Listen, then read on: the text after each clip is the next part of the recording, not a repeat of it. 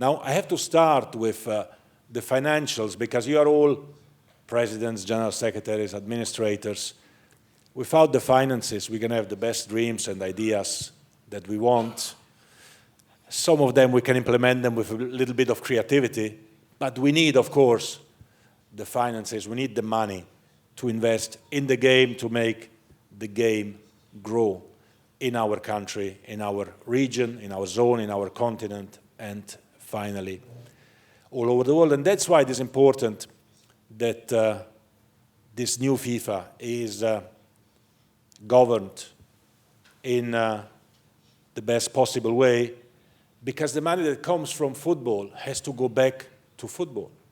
I say this always, I repeat this always, the money from FIFA is the money of football, is your money, is the money of the associations, of the clubs, of the players all over the world, and it's our responsibility to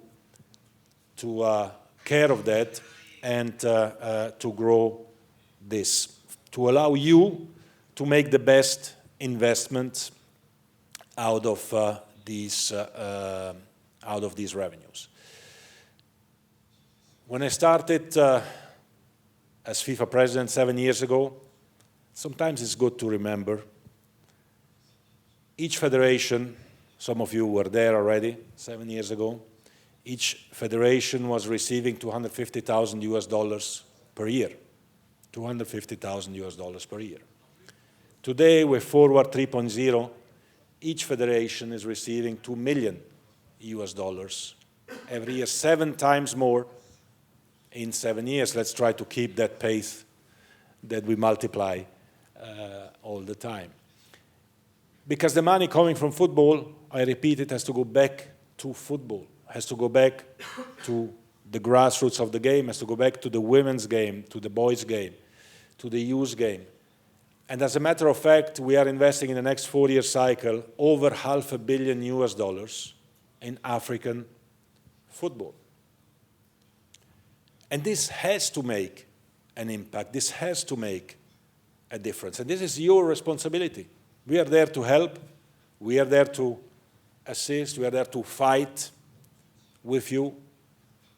But it's your responsibility to bring this investment into fruition at the technical level, at the administrative level, at the commercial level, at all different levels. So from the finances, we invest in solidarity, as I said, 7 times more than 7 years ago. And what do we need to do? I was saying this to Gelson as well when he was speaking to me about this particular workshop. I said, well, we are here to organize football, not to organize meetings, right?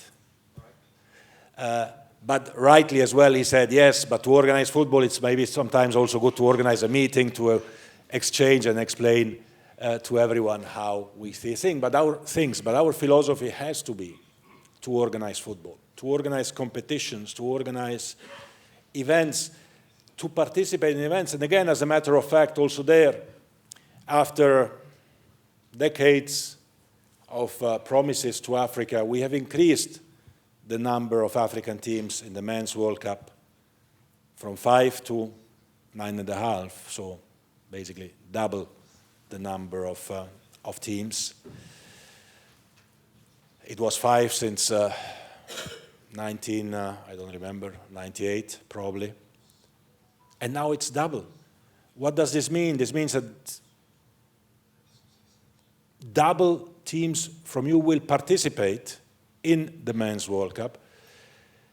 This means that almost every one of you can really dream realistically to be part of a World Cup and have a real chance to participate. Now, some of you will not participate, of course, but you will invest, your governments, your cities, your clubs will invest, because there is a real possibility now to play in a World Cup, which was not the case before.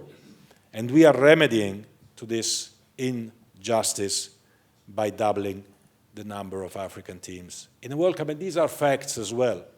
Similarly, for the Women's World Cup, we increase the number of participants. From Africa, it will be 4 instead of 3, and potentially 6, because 2 more are playing in a couple of weeks the qualifiers to see, the intercontinental qualifiers to see if they qualify as well.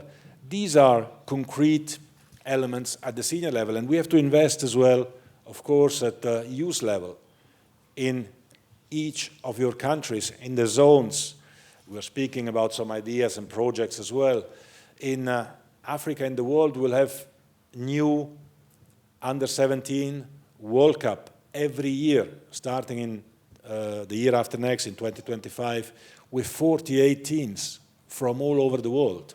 We don't know yet exactly how many Africans there will be out of 48, but certainly similar to the Men's World Cup, around 10 African teams, I think, will qualify every year for an under-17 World Cup. And this will give the opportunity to your players in Africa, or maybe kids of Africans who are growing up in Europe, like Gelson or many others, to play for your country already at a young age in a World Cup against the Argentinas and Brazils and Englands of this world. For the women as well, every year for the girls, with increased numbers of participation.